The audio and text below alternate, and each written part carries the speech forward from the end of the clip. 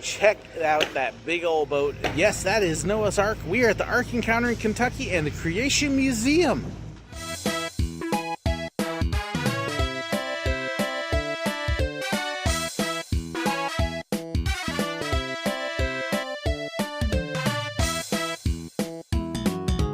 We're going to be checking out this huge Ark, but there's a lot more here to do than the Ark, and I can't wait to show you everything that's here, as well as over the Creation Museum too. This is going to be a lot of fun. This is the actual entrance to the Ark. You can see it kind of towering up above us here. And yeah, it's a big ship. So let's go on in and check it out. You can see there's a big queue area there. The sign, the entrance. Somebody who just dropped a bucket behind me. And lots of gardens on the way in. Now, of course, nobody alive was around when the Ark was actually built. So they do have to take a little bit of artistic license, a little bit of research into how it possibly could have happened, and that's what you're going to see in this. Something tells me, though, that the original Ark didn't have these on it. So you can see a little bit of what some of the small animal pens may have been like. They could have kept pigs and chickens and baby sheep and who knows what else in all those boxes. There would have been a lot of animals to keep. So the one thing I'm noticing right off the bat, even though it's designed for tourists, it is a little narrow in spots. So if you can manage to come at a time when there's not a lot of people, that'll be good. Because if this was crowded, oh, it would not be fun. As it is, even trying to get a few pictures has been interesting so far. But very cool. I mean, all these animal pens behind me, okay, they're a little small for me, so I wouldn't have been cooped up in one of them. But very neat so far. And you can see there, that's the front of the boat. So you can actually see the ribs and everything. So this is good. This is actually really neat. First floor, you can see that there's ramps going up to the next floors. But what's really kind of cool is you sit there and you begin to look up and see the height. Another look at some of the kinds of rhinos and the giraffes and just all sorts of cages. And you can see it goes on and on. All sorts of different ones. Just to kind of give you an idea of how they would have kept all of these animals in here. I wonder what size cage I would have had. I probably would have had a little tiny one. They wouldn't have liked me much. And you see they're hard to work. Although they look a little stiff from the long day. One of the things they really try to do is answer questions before people ask them. Like, were unicorns on the Ark attached to the rhinos? Perhaps there's a clue there. And then when you look at their giraffes, well, they look a little different. Well, that's because there's ideas that perhaps in times past, the giraffes' necks were actually much shorter. And so when you come up here, there's actually a sign that tells you right there. So they try to anticipate a lot of your questions and answer them ahead of time. This is a concept idea of what some of their living quarters might have been. And whether Noah had a little library or not.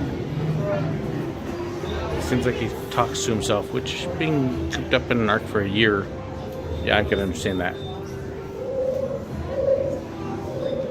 And yes, among all the imitation animals, they do have some real ones. Including one that's asleep on his feet and another one that's smart enough to stay away from all the people. I don't blame her a bit. And then there's actually one of Amber's favorites in here as well. That's actually up to let people see it. Right there. Yeah, Amber, eat your heart out. Like this pretty much the entire time he's away. If he stops to sniff, it's because he thinks that he's found an insect or some odd smell and he just wants to check it out. That's cool. Aw, aren't they cool? Camels and funky looking zebras and all sorts of stuff. They do have some really neat little gifts here. This is actually on the second level of the Ark. So partway through, and not only do they have several neat gifts, but then if you're hungry, there is fudge and drinks and other snacks too. Yum, yum.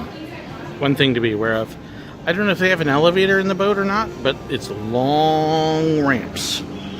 So you are able to get around, but just be prepared. That's just 1/2 of the way up. So you will definitely be getting your walking exercise in on this. So just in case you missed the one on deck 2, hey look, there's another snack bar right here on deck 3. Actually, I appreciate that though, because it means you're not very far from either refreshment or restrooms, which is actually really nice. And of course, this is actually supposed to be the outside wall of the Ark, so they are built outside. So actually, what we saw earlier were the workshops. This is the model of possible living quarters. Because, you know, while they're in the boat, they would kind of need a place to hunker down for themselves. And so possible bedrooms, because there's 4 couples, and places to try to relax and recover. And each one of the ones here in the boat is accompanied with a sign talking about them and what's known about them. They have some really neat displays here, going through some of the theories of the flood and how it affected the Earth geographically in the Ice Age. And then we got Marga's section, Babel, the origin of languages and how they spread from around the world. Oh yeah, you know Margaret's going to be into this area, being the language teacher that she is. One of the evidences for an ancient event actually happening is how many other ancient cultures say something like it happened. And those are all cultures that have a legend of the flood. Near the end of the display, they actually have this other section here for the Museum of the Bible. Okay, and I have to admit, this part is totally fascinating to me because they've got some ancient, that looks like an old Torah, and a bunch of other things in here too, so this is cool.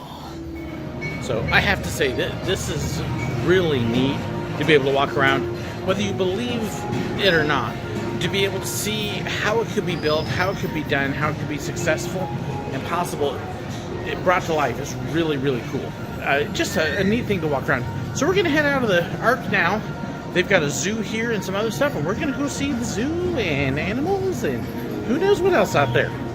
And get some lunch. I'm getting hungry. And then if you've got money to spend, well, of course, they got to have a nice gift shop. And you can see there's a pretty good variety of things. There's earrings, decorations, scarves, ornaments, and all sorts of stuff. And if you're like me and you're a reader, well, there's a big section of books right down there as well. And coffee and more. Okay, so how much are they paying this sign to wave like that? Maybe we'll go this way. So you can see, we're here on a Monday, before all the schools are out. So several little food places are closed, but there's pizza. There is, on the other side of the Ark, a smokehouse place over by the zoo. We're heading over towards the buffet. The buffet is $15, which honestly, for a park buffet, is not a bad price. So we're going to check it out and get some food, because we're hungry. So the buffet's kind of neat. You can see all the different taxidermied animals, which is really nice. Lots of tables, lots of long tables. So not a whole lot of short, small groups, but you can see that there's a lot of food over there. Hot entrees. And then the dishes are actually right behind me, back over here. Now, what a lot of people may not realize, and in fact I just saw, is there's a stairway here going up, which means there's more places to sit upstairs. So if you want to get away from people, that may be the place to do it. It's not a bad selection for the buffet. I've got some riblets, there's fried chicken and fried fish, and I've got some General Tso's chicken, potatoes, gravy, veggies. There's a little bit of light salad, fruit salads, and things like that. So not a bad buffet. So there is a aerial look at the zoo, the smokehouse. You can see the zip line tower off in the distance there. Of course, the Ark itself. And then from the other side of the ledge here, you can see from the Ark, the little lake at the entrance that you walk past. That is their new building, and the new kids play area is going in right over there. So it gives you a nice little look at just about the whole place. They've got a little marketplace hiding right there in the trees, but being a Monday, it's almost all closed. So this is a look at the expansion area for the zoo. It's not a real big zoo, but you can see that they're definitely adding a number of things here, which should make it really fun. And they've actually got a really nice little dining area right here as well. So we saw this and I thought, gee, my wife really should do this, because she used to be in charge of the same kind of thing at Silver Dollar City, except there was gemstones instead of fossils. Fun. $6 and $10 a bag right now. It's not too bad. They offer camel rides here. I'm sure they probably don't have a camel named Margaret, so that definitely won't work for us, because, you know, Margaret, and when we were in Israel we rode a camel named Margaret. So Margot. I don't remember right. But they do offer camel rides here.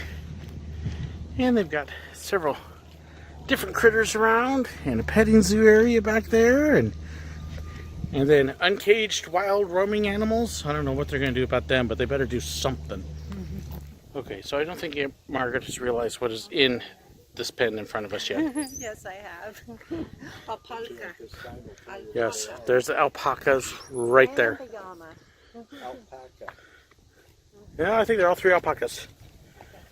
There should be a llama. You think any of them are named Cusco? Yakety yak, yakety yak. Don't talk back. I know, they ain't talking much, but they're still a bunch of yaks. And what is a petting area without goats? Gotta have goats. In this case, they're busy eating. Hungry goats. Don't they look like they're having fun? It's not even a hot day. So there's a look at the Ark Encounter. Gives you a good idea of kind of what's here. The Ark is incredible to be able to walk through. You've got the zoo, which is growing. You have a few other things, including a great kids playground that'll be here pretty soon. So definitely a nice place to stop. If you were in the Louisville or Cincinnati area as part of a road trip, I'd encourage you, stop on over. I don't know if I'd necessarily take a solo trip just for this, but make it part of an extended trip, because there's plenty of things to see and do in Louisville and Cincinnati as well. Definitely worth a visit. Gives you a good idea of how this could possibly be built, how they would have gone about it, some of the systems they might have put in place, just the amount of materials and the animals and how it all would have worked. It's really a neat idea just to be able to help bring what otherwise can look like a story for kids and bring it to life and make it real for you. So that's the Noah's Ark. We're going to head off and check out the Creation Museum as well, so let's head on over that way. Well, now that we've seen the Ark, let's check out the Creation Museum. See everything that's here and give you a look and let you know if it's worth visiting or not. When you walk in, your first spot's a quick check-in where they'll make sure you have tickets. You've got a little sluice area there, and then if you head off to the left, that's the garden walk, so you can go check out all the gardens and everything. You can listen to notifications on your phone. And then if you swing off to the right, there's restrooms, and that'll actually take you over to the museum. So if you like botany and flowers and plants, like my wife does. Oh yeah, my wife's already pointing out, I missed the pretty ones up there. So I have a feeling we're going this way first, even though it's a little chilly today. So, and of course, it helps if you look at a map. So my wife just showed me the map here, which I'll give a glimpse to you. And you can see you actually have to walk around through the gardens to get to the museum itself. So hey, you gotta check out plants. But there's a lot more here to see than just that. Oh look, it's a rainforest, or sprinklers. I'm sorry, this is a really cool watering system to give you the impression of the mists in the swamps. I love how it's spraying up here. So, just really neat. So, very, very pretty entrance, and you can see some of the people up there walking ahead on their way in. So the gardens are a really nice way to enter the park. There's also actually what they call the Eden Animal Experience. So there's a small zoo, a zip line, and some more trails that we haven't checked out, so we may check those later. But as you can see behind me, that's the actual entrance to the museum, along with a dinosaur. So this is going to be a lot of fun. But you can see what else is inside. So kind of a neat entry area. Our first stop, we're going to head on over into the 4D Special Effects Theater, where we have 6 minutes to the next show. Kind of a neat little film. Basically, it kind of walks through the 6 days of creation according to the Genesis account, and It's got to be a laser projection because it's actually one of the most clear, crisp, and great-looking things that best-looking 3D films I've seen. So, depending upon what your view is on creation versus evolution, you may or may not like the storyline, but just a really neat-looking film. So, if you're just wanting to see some incredible 3 and 4D effects on a video, it's great that way. I was very impressed with the quality. Kind of a neat entry. You can kind of see behind me there's, the dinosaurs and people considering, a little bit of prehistoric stuff, and give you a look around the lobby. You can see there's other animals behind. That's actually the entrance back there. And then I got some little hungry critter that is hiding right up there. So kind of a neat looking little entry. Really pretty to walk into, and looking forward to seeing the whole rest of the museum and how much it's going to be in there. He took the man whom he had created, and the Lord God brought every beast of the field and every bird of the air to Adam to see what he would call them. And what's... As you're walking through, all of a sudden you come up to the Ark. Gee, I feel like I've seen this Ark somewhere before. I don't know where that would be. I wonder where Noah got bubblegum from. So here in the Ark room at the Creation Museum, this is actually more what I would have liked to have seen more of at the Ark Encounter itself. It's how they built it. It talks about the planking. You can see that it shows the wood nails called trunnels. And it talks more about how the Ark would have actually been built. And while there were a couple of small displays like this at the Ark, I would have liked to see more of this kind of thing as well to explain how it was built. So, kind of a very neat part of the Creation Museum here. So, after the biblical account of creation, all the way up through the scene with Noah's Ark, then you get into the actual science part of the museum. So here's all the different theories about possible creation, how different things work, and you can see all these different things behind me. So here's where you really get into the science. Here's where I'm going to be spending some time, because this is the part I'm really looking forward to. So, not a bad selection for food. They've actually got full toppings for the burgers.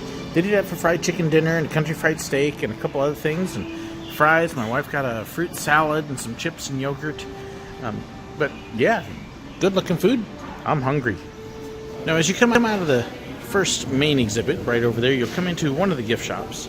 This is actually the small one, and everything that's in this shop is upstairs. So if you're going to do any shopping, wait till you get upstairs. Well, you're not carrying it around. But they also have the Legacy Hall, where they actually have several live speakers each day. But some great stuff here, some great information. More science in the books and the videos here than in the exhibit so far. So, but yeah, this is bad for me and my budget and wallet. And So this is one of the places to eat. Pizza and garlic bread. There's a couple kids exhibits on the side with Betty Davis Dino Den and the Insectorium. And then over on the right, you got a special exhibit for Museum of the Bible as well. It's kind of a nice place to be able to sit and eat. So there's a look inside the museum itself. We're going to walk on down. They've actually got a small little zoo area here as well, so we're going to go check that out. But really neat to walk through. Let's go check out the animals. Enjoy a walk in all the gardens, because it's just pretty out here. This is one of the other features here, is that you've got a little zoo area, so you can kind of see there's some goats there and a couple camels in the background. And so lots of animals here to be able to check out. So nice little area. It's not real big, but they've got a pretty good number of things to be able to see here. So this will be fun. We love animals, so this will actually be as much of a highlight as the museum itself was. Have you ever seen a zonkey? That's right. Half zebra, half horse, half donkey. That's 3 halves. That doesn't quite work. I'll let you see the sign here for him.